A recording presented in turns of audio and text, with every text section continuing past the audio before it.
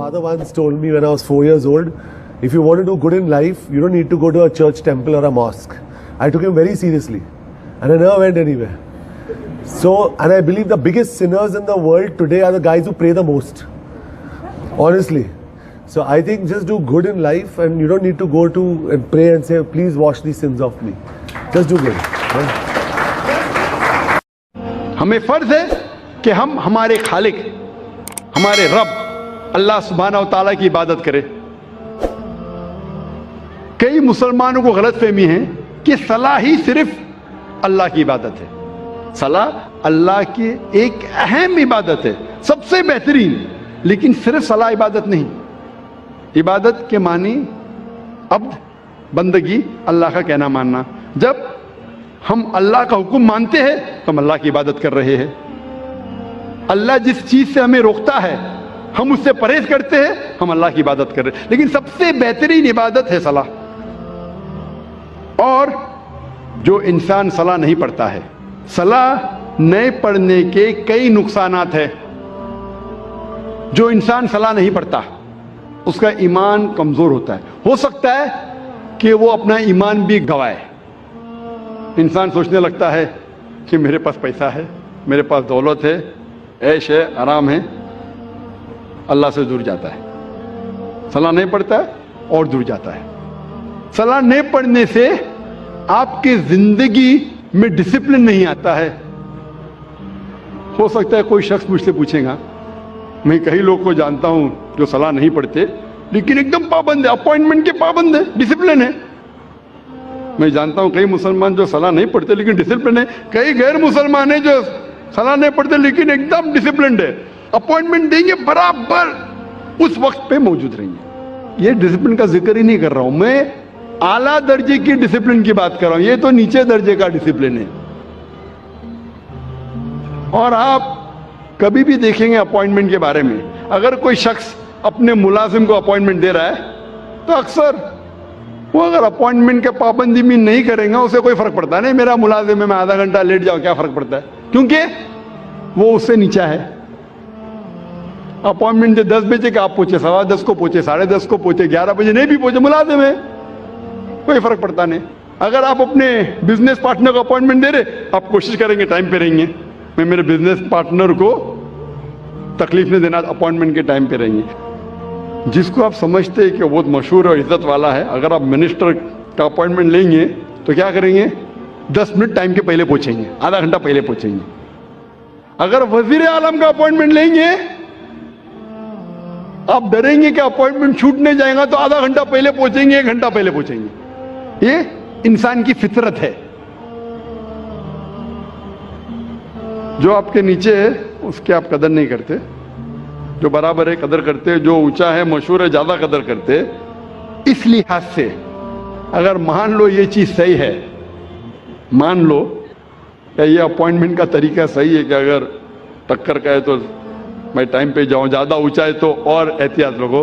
جب آپ کا اپوائنٹمنٹ آپ کے رب کے ساتھ ہے تو کتنی پابندی آپ کو کرنا چاہیے, اور رب کا مقابلہ مخلوق سے کر ہی نہیں سکتے.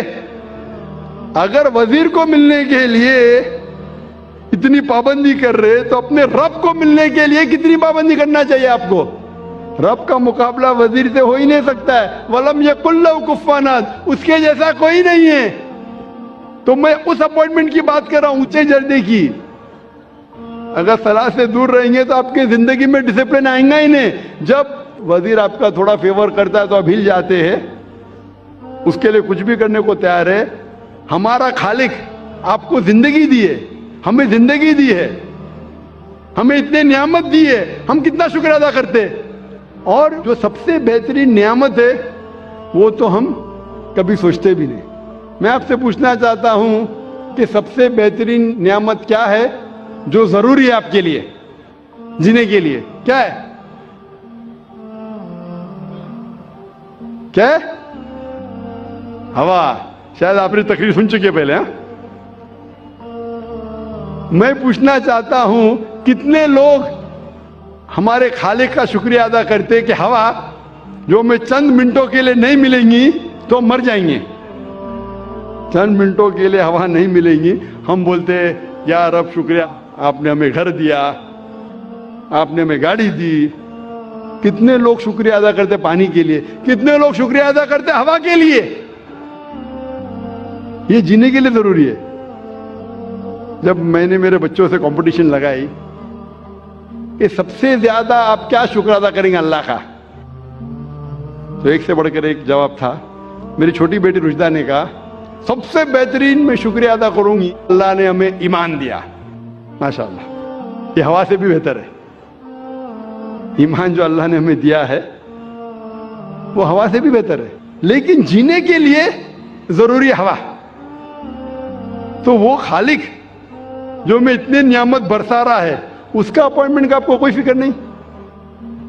جب آپ صلاح نہیں پڑھیں گے تو آپ کے زندگی کا جو امن ہے, جو سلامتی ہے, وہ چلے جائیں گا. انسان سمجھتے ہیں کہ پیسے کے ذریعے سلامتی آ سکتی ہے. جو غریب انسان سوچتا ہے وہ امیر انسان کتنا اس کی زندگی میں امن ہے, ارے کیا 4 بیڈ روم کا فلیٹ ہے, کیا بڑی گاڑی ہے. اور اکثر وہ انوی کرتا ہے, کاش میرے پاس بھی گاڑی ہوتی, کاش میرے پاس بھی بنگلہ ہوتا ہے. اور میں ایک چیز آپ سے کہنا چاہتا ہوں کہ اکثر آپ جائیں گے دیہاتوں میں جو لوگ ولیج میں رہتے ہیں ہریالی میں, وہ جب دیکھتے ہیں گاڑی کو گزرتے ہوئے, ارے کیا گاڑی ہے, کاش میں بھی شہر میں جاتا اور میرے پاس بھی گاڑی ہوتی. ہو سکتا ہے وہ آدمی شہر میں آتا ہے, وہ جاتے ہوئے چھوٹی گاڑی کو دیکھتا ہے, شہر میں دیکھتا ہے بڑی گاڑی, تو اس کی خواہش بڑھتی ہے میرے پاس بڑی گاڑی ہونا چاہیے. پھر دیکھتا ہے وہ اپارٹمنٹ, میرے پاس بھی کم از کم 1 بیڈ روم کا اپارٹمنٹ ہونا چاہیے, کتنی اچھی بات ہوتی. تو اللہ تعالیٰ 1 بیڈ روم کا اپارٹمنٹ دے. پھر وہ سوچتا ہے کہ کیوں نہ میرے پاس 3 بیڈ روم کا اپارٹمنٹ ہو, خواہش بڑھتی ہے. پھر وہ امیر ہو کے سوچتا ہے کہ ابھی اور پیسہ آ گیا, کیوں نہ میں بنگلہ لوں, تو بنگلہ لیتا ہے.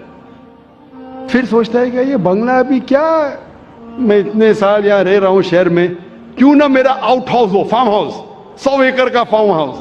کدھر؟ میں لوناوالا میں. کدھر؟ پنچگنی میں فارم ہاؤس. تو وہ 100 ایکڑ کا فارم ہاؤس لیتا ہے اور جاتا ہے. ہم اور آپ فارم ہاؤس میں تو جا نہیں سکتے, ہمارا چھوٹا سا گھر ہے ادھر. فارم ہاؤس, امیر آدمی, کروڑپتی ہے, فارم ہاؤس میں, اور پھر جاتا ہریالی میں بیٹھتا ہے. کدھر؟ وہی جگہ جو غریب جہاں سے آیا تھا. جو غریب ہریالی میں مفت میں رہتا تھا وہ بعد میں شہر میں آتا ہے, بعد میں اپارٹمنٹ میں جاتا ہے, پھر وہ واپس امیر آدمی جاتا ہے کدھر؟ فارم ہاؤس کے اندر. وہی دیہاتی میں جو غریب آدمی زندگی بھر امن کے ساتھ ہے, وہ امیر آدمی کروڑوں روپے خرچہ کرتا ہے وہ امن کو حاصل کرنے کے لیے. تو پیسے سے آپ کو امن مل ہی نہیں سکتا. جو امن آپ کو صلاح کے ساتھ ملتا ہے اس کا جو ٹیسٹ ہے وہ کچھ اور ہی ہے.